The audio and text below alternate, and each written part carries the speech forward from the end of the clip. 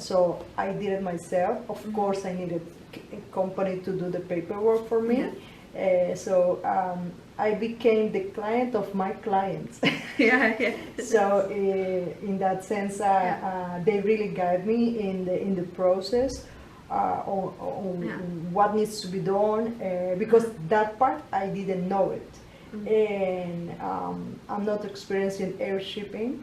So for me, this was a very beautiful experience, and of course, the experience was more or less like a trial and error. So you need to trust the people that you're working with. Hi, Felicia hier. Leuk dat je kijkt naar Ondernemersreis. Ondernemersreis is voor ondernemers en met ondernemers. Iedere week schuift een ondernemer aan tafel om zijn of haar reis in het ondernemerschap, passie en wijsheid te delen. En deze week is dat?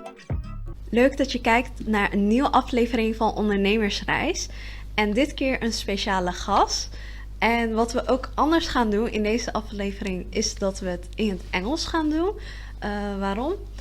Nou, zij heeft een bedrijf en deze heeft ook de focus op het ondersteunen van Colombiaanse families.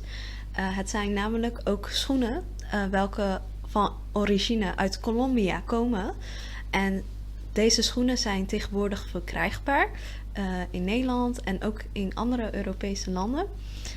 En ja, dat doe je niet zomaar even. En het is ook zo mooi dat wanneer je deze schoenen aanschaft, het zijn kinderschoenen, dat je dus ook iets teruggeeft aan Colombia. Natuurlijk heeft onze gast ook een affiniteit met het land. Het is het land waar ze vandaan komt. En ze vindt het nu wel tijd om ook hier weer iets van terug te geven. Ik heb het natuurlijk over Erika Barajas, founder and owner van Tayska. Welkom. Welcome. It's nice to have you here. Thank you. Yes. So also for the watchers at home, we know each other from our past life. Yeah. We worked in the office together at a multinational company 2 years ago, and we met, and you were at the other side. We were on the same department. I was working in sales before, in the shipping industry. Yeah, that is my past life. And you also done that. But now you moved to a new area in online business. I'm also in online business. And in that way, our path crossed each other again. So, and your story touched my heart. So I am sure that this story will also touch the heart of all other people that are watching this video right now. So take us to the beginning. Why did you started this company? Yeah. All right. Well, thank you very much for having me here.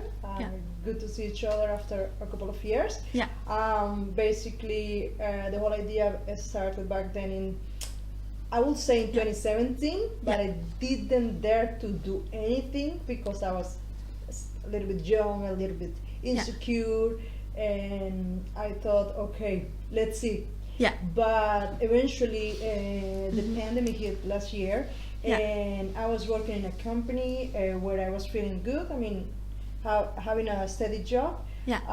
But at the same time, I felt that I needed to do something for other people that perhaps couldn't have the same opportunity that I was having here. And I thought, due to the same circumstances that we don't know what's going to happen, due to the uncertainty of the situation worldwide, I said, okay, maybe this is an opportunity, and maybe this is the time for me to take action. Yeah. And I always wanted to have something on my own, to discover new talents. And I, where I come from, we are known as the, let's say, of the capital of shoe factories in Colombia. So we basically make almost all the shoes that are produced in Colombia, but also we export around the neighboring countries. Yeah. And because of that, I thought, babe, I want to bring something from Colombia, and why not to bring here these shoes from my country, to bring a little bit of the tropical experience here. Yes. because the thing is, as we Yeah. were discussing a little bit earlier, the culture is a little bit sober, but that doesn't mean that it's boring. It's just a little bit different. So I Yeah. thought, how about if I just bring something new, something different, a little bit Yeah. colorful, a little bit magic, Yeah. and I bring the tropical vibe Mhm. to the Netherlands, Yeah. and I chose 4 kids shoes. So That's lovely. that's how everything Yeah. started. Yeah. Well, that's very cute. Show us the shoes. All right. So well, I just have Yeah. 3 pairs of shoes with me, Yeah. and You need to basically, take it a little bit higher. Yeah. yeah. Okay. So this is Bello. By the way, every name of every shoe, Yeah. it's named after a town in Colombia. Oh. Not a big city, but just Yeah. middle town or Yeah. small town. Mhm. So this is Bello. Yeah. This is Chia. This is and this is Hamundi. Yeah, Yeah. those are simple shoes, very light, handmade. They are all handmade, Mhm. and they are handmade mainly by single mothers who are head of families from Yeah.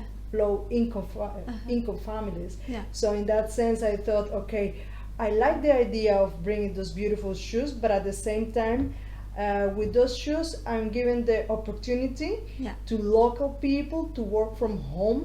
These are beautiful shoes that are made by mainly by single mothers, head of families, and they can manufacture their shoes at home. Wow. While they are also taking care of their kids and their moms and their cats and everyone there. Yeah. Because unfortunately, in Colombia, their measurements are a little bit more strict than here, and in that sense, it's also very difficult for the shoemaker to keep everyone in the factory. So Yeah. there must be at maximum 30% of the capacity of the staff, and for the rest, they have to work only from home. And having this opportunity, giving the opportunity to those people, it also bring them some kind of peace, because they will have some income. In Colombia, they don't receive any subsidy from the government. Even if you're Yeah. poor, you don't receive anything. Yeah. So whenever a client here in the Netherlands purchase one of my shoes, the person will also support people in Colombia. Yeah. We support at least 30 families, because that's the whole meaning of having this beautiful project running. That I can grow personal in my own project here, in my own business, but at the same time I'm also helping others in Colombia, and that really gives me a very good feeling, Yeah. and I really want to go for it. So Yeah. that's beautiful. yeah. Yeah. Do you still have a lot of family living in Colombia? Oh yeah. All my family lives in Colombia. I'm the only one living here in the Netherlands. Don't you miss them? I do miss them. I do Yes. miss them, and I missed my culture, of course, and I miss my food, and of course the nice weather. But hey, Netherlands is also part of my life, Yeah. and I love to be here, and I grew up professionally here. I came at a very young age, so for me, the Netherlands is my second home, and I should treat it and respect it and Yeah. go for it. Of course. How long, since which age are you here? I arrived in 2010. I was back then 23. 23. 23. Oh, I was yeah. 23. Yeah. And now That's I'm- not a super young age. Yeah. Well, Yeah. I mean, Yeah. Wow. not like Yeah. not like 10 or 6, something. Yeah. But for me, for my standards, or Yeah. for our standards, you know. Yeah. Of course. Yeah. That's very nice. How did you like in Twente? It's very different than And the what? Sorry, Twente. It's very different than Rotterdam. 20? Yeah. I don't understand. Wacht, you told. I asked you like in the Netherlands, in which city? No, it was in Utrecht. Oh, in Utrecht.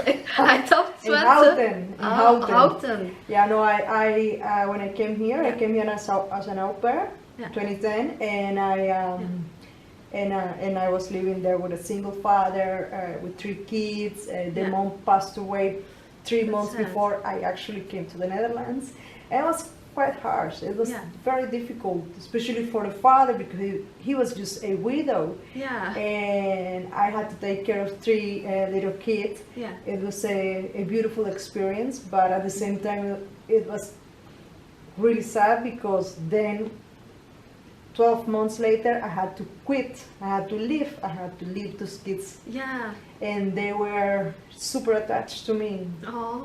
The youngest one even dared to call me mom, and that was really hard. Yeah, of course. But we're still in touch, and those kids are grown up, and Yeah.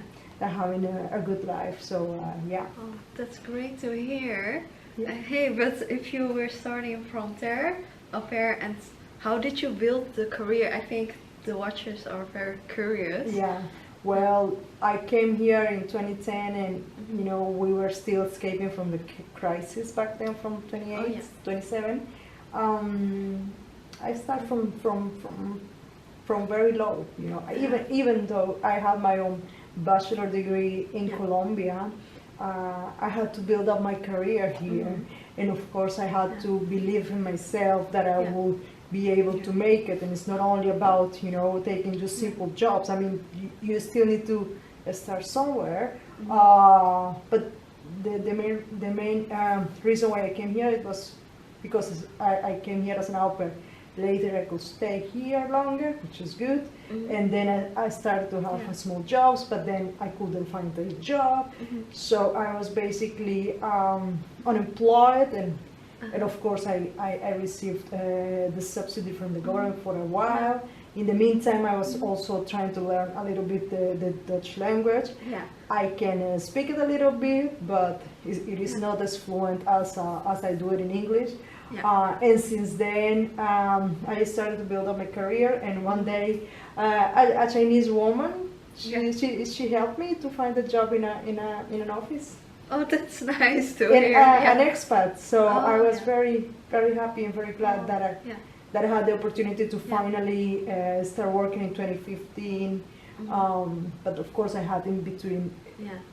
I also had small jobs. Yeah. But this was like, okay, finally I'm getting into the professional environment that I was hoping to work for long time. And since then I've been working full time, and I joined the shipping and logistics world, and that's where we met. And I'm still doing it. I mean, I'm not stopping that because of this beautiful project, because I still need to keep balancing everything financially. So this is just a beautiful project, and I want to grow, but I want to. I need to people to get to know me and to get to know the project. Of course, it will take time, but I think with this video, they will know your full story. And I think it's just very beautiful, and also how you started, and in the Netherlands that you came from so far. You really built everything yourself, and you didn't know the people, so it was a new place, new country, from au pair to jobs to logistics field to a web shop. That's a lot of steps, and not everyone is willing to take these steps, to go for it, but you did it. I did it. I basically I studied marketing and advertisement in Colombia, and that's my education. So many of those basic knowledge of marketing and advertisement, I already have them, but I didn't have the digital knowledge, the digital marketing knowledge, and that's what I'm trying to build up. So my web shop, I built it up myself. The copy in my website, in my web shop, I also wrote it myself, and the pictures I also take them, and some videos. Well, I'm not really that handy with videos, But for the rest, I mean, I'm all in within the company. Yeah. I'm all around medewerker. Yeah. So I do everything. I'm the founder, but I also do the import. I do the contact with the suppliers, and I also find my way out to sell the shoes here. Sadly, due to the pandemic, of course, everything right now it's very quiet because we cannot go to events to let the people see, hey, this is who we are and we exist. Have a look. Yeah, yes. It's beautiful. It's just different. Of And but yeah, it's it will take some time to get there. But I'm patient. Yeah, I see that you're having faith in it, so everything work out takes time, so yeah, it is okay. Yeah, just as the saying in Dutch, Rome is also not built in one day. Exactly. Yeah. Exactly. And maybe it's a nice question that because we came from the same company, that's where we met, but within that company, are those some skills or lessons that you have learned that you are also taking it back to your company right now? Correct. Negotiation. Yeah, yes. I work in the Self department, Yeah. so also how all the procedures involved in terms of importing. So I did it myself. Of course, I needed a company to do the paperwork for me. So I became the client of my clients. Yeah. So in that sense, they really guide me in the process on what needs to be done, because that part I didn't know it. And I'm not experienced in air shipping, so for me this was a very beautiful experience. And of course the experience was more or less like a trial and error. So you need to trust the people that you're working with, and hoping for the proper result, and that the aduana don't make things difficult. But then again, I understand my shoes come from Colombia, so so we have to take all the factors. Yeah. Okay. And but I learned also. You needed a lot of paperwork for these shoes? Yeah. Oh, yeah. It's the same as it doesn't take away the same procedures. Yeah, of course. Yeah, but the good thing is that it was a small shipment, so in that sense, but the most challenging part was not here, because I could arrange everything in a matter of days. Yeah. The big challenge was in Colombia, because they are good artisans. They can really make a beautiful product, but they don't know how to put it into papers. Oh, okay. So I have to guide them, and I have to teach them, and I have to push them on how things have to be done, because those shoes are not going to the next town in Colombia. It's going to Europe. Yeah, yes. And Europe is champion leagues in business, so they have to comply to the regulations. Exactly. And where I come from, we are quite direct, but it's the same with Dutch people. So we are also direct. So you need to deliver. You need to work hard. You need to give me results, because I'm also investing, and also it's gonna be good for you, because it will also help you to improve your selling when you want to export elsewhere. But the procedure of exporting shoes within the neighboring countries in Latin America, it's more chill. It's totally different. Okay. It's just like, hey, I'm gonna send you some shoes. Okay, send the basic paperwork, and then it will be done and arranged. But here you really have to follow steps. And we are not used to over there in Colombia.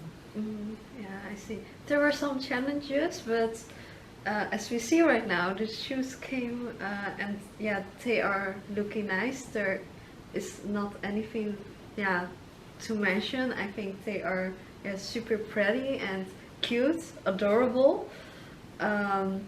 But of course you got these business challenges, and I think for all entrepreneurs it's really normal that you encounter these. That's what it is to be an entrepreneur. But for other entrepreneurs that are watching this, like they want to start but they don't know how to take the step, and importing products from another country, what kind of advice do you want to give them? I am not an expert in that challenge, but if you have an idea, if you want to buy products within the European area, I think it's easier. Yeah, but someone that maybe if someone wants to bring something from outside Europe, depending, because it comes from China, then it can be easier. But then you also have other kind of regulations, and most probably you have to pay import duties, higher import duties. But if you are trying to import from Latin America, there is always a bilateral commercial agreement with the European Union, and that's where you enjoy this beautiful, let's say, discounts. So it's easier. But I would not say easier because it was a challenge for me. Yeah. But if I compare with other countries, in terms of regulations, it was not that bad. But then again, you need to learn all the small regulations. But for the rest, the beautiful thing about this project is that everything that you see in the shoe, everything in there is handmade in Colombia. Also the materials, they are from Colombia. So that's the most beautiful added value that I will say. So it's not only about the workforce, but also the materials. The raw materials are made and produced in Colombia. And go for it. I mean, just go for it. Try it, because then if you don't try, then how do you know if you're gonna succeed or maybe not? Yeah, exactly. That's very beautiful. Yeah, and because we also worked in sales, how did you apply that to your own company? Well, it's this is a new product, so for me it's a more challenging product to sell, because it is a very defined market. It's a very specific niche. And I don't have kids, and I don't have many friends with kids, so I really have to dig in this market, and in this market through social media. I'm still in the phase of learning, but at the same time I also have friends who also know people with kids, and through them I'm also expanding let's say the sales. But it's a web shop what I have, so I need to work on social media a lot, like a lot. And it can be tiring, but then at the end of the day, I mean, of 100 people you will get one sale. And that's how I see it. And of course we need to take in account the pandemic. It's more tough at this moment, but that doesn't mean that it's not going to improve. I mean, we just need to be a little bit patient. I think you got a fire burning. Oh Yes, I can see that from you. So I think this story is definitely very inspiring. And for the watchers at home that are mothers that have children, they can maybe see like, oh, this is very beautiful. It's something different, because it's not only buying the shoe, it's also giving back to the community in Colombia, right? The question is like, from which age are the shoes for? Well, I have shoes from 1.5 years up to 7 or 8 years, and I don't really know exactly the sizes because I don't have kids, so so I'm selling shoes from the size 17 up to 33 at the moment. I hope later on, and I hope not that's my next step. I want to bring shoes with bigger sizes for more for teenage kids, teenagers, and maybe for moms as well, especially for the beautiful designs that we have in Colombia and the quality. I think it will be a very good option also for moms to, let's say, to match the shoes with their kids. So that's cute. That's the Matching idea. shoes. Exactly. Which month are you planning to launch that? How do you mean? Like, do you have plans for this year or? Yeah. That's the idea for somewhere in March, April. The interview will be later in April, so then people will know that it's already online in your web shop. Okay. Right? Yes. Yeah. So that's the idea. But then again, I also need to see how things are going. Of course. And projecting myself on this. But the idea is to keep growing and not just to stay. With this. I mean, I just have a small collection. I have 7 models for kids, for boys, and 7 models for girls. Split in several sizes. So there's enough options. So for the moms who are watching, please visit the web shop of Erika. I will put it down below in the description. And I want to thank you for being here, telling your story. Thank you, Erika. And I want to thank you for watching this new episode of Ondernemersreis.